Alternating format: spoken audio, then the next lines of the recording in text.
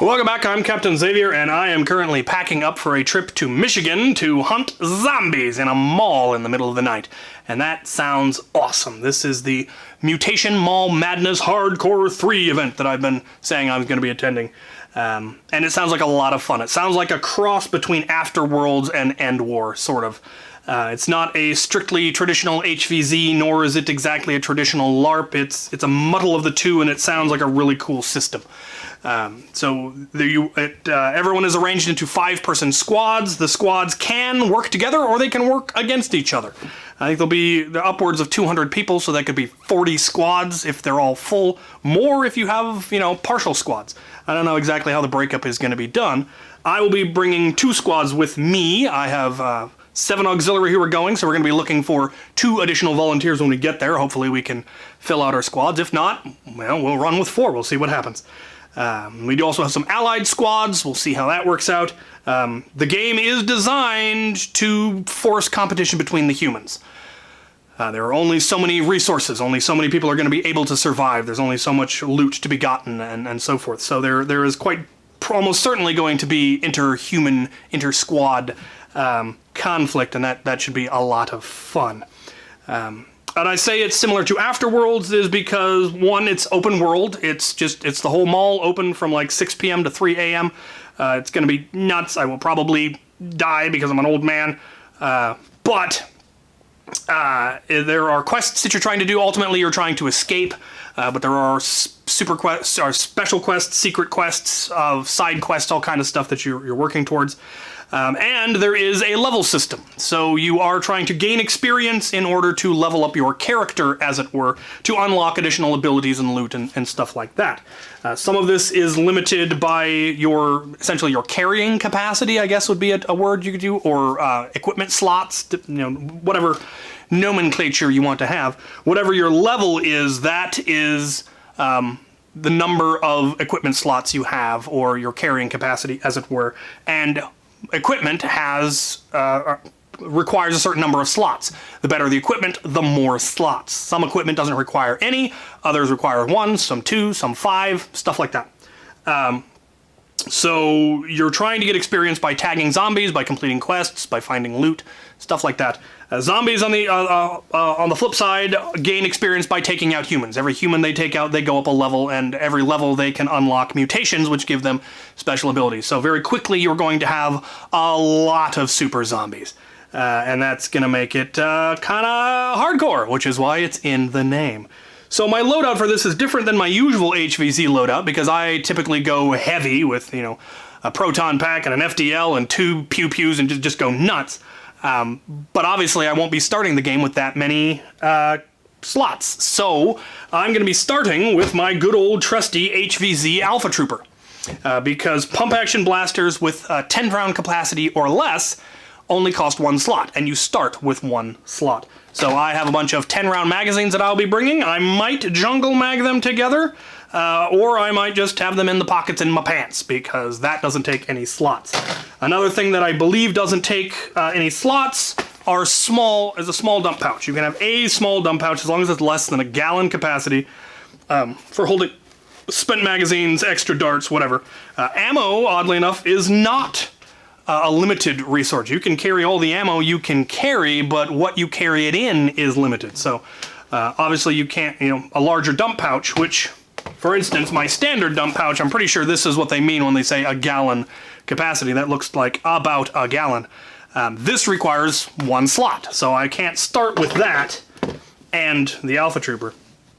As soon as I get my first level, I will either, depending on how I feel the game is playing, because I've never played a game like this, I really don't know what to expect, I will either immediately unlock my tack vest so I can carry the ammo more efficiently, or I will actually go straight to my FDL 3, which, because being semi-automatic, it counts as a slot 2 weapon. And then I'll be able to go with 22 round magazines. But again, I won't have anywhere to keep them but my pants, and so, depending on how easy it is to level, how quickly I level, will determine kind of what progression I go with. But ideally, I want to eventually have my FDL3, attack vest, my battle belt with my dump pouch, and either a sidearm, we're bringing a hammer shot, or a melee weapon. Now, melee weapons are restricted in two different ways. One, they do take up slots, but there's also a limit to how many you can have in your squad at any given time. The number of melee weapons your squad can have is equal to the level of the lowest level member of the squad. So if you have anyone in your squad that's level 1, you can only have one melee weapon in that squad. Even if someone else in the party is level 7, you can still only have one melee weapon. If everyone in your squad is level 3, then you can have 3 melee weapons. You do then again, you have to have the slots for them, but you can have that many. Once everyone's level 5, everyone in your squad can have a melee weapon. And that is because melee weapons are extremely broken in HVZ, but since this game has a lot of super zombies, it becomes a lot less broken real quick. So I like it. I'm really looking forward to this. I read through the rules. I have a vague notion. I know I'm missing stuff in the things that have explained, and I probably got some things I misunderstood and whatnot. They'll explain it to me and as we go. But from what I read through the rules, I like the way they did the mechanics. The mechanics feel like there's enough complexity in the rules to make the game interesting and to introduce a huge amount of variety.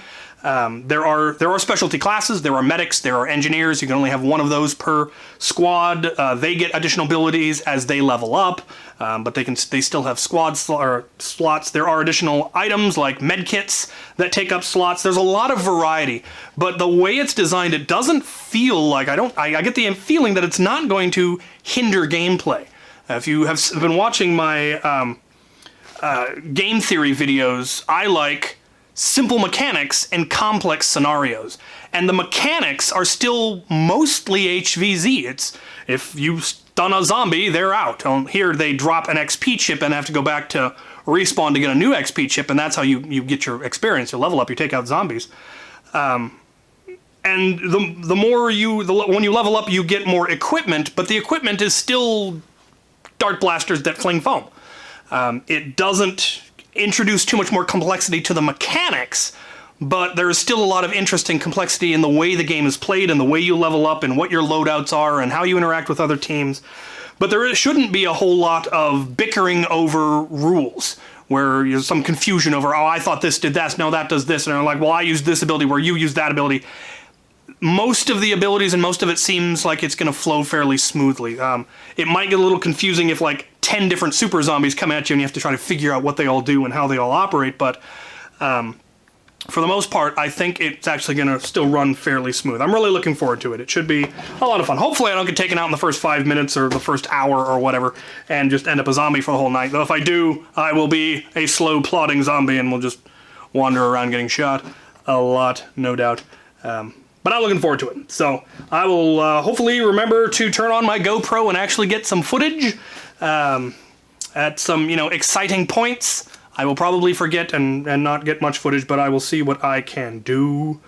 And I'm looking forward to it. So there's my loadout plans. There's kind of a brief explanation of my understanding of the game. If I got things wrong, by all means, put it in the comments, and I'm sure they will correct me at the event. But I'm really looking forward to it. So there you have it. Thank you for watching. Give me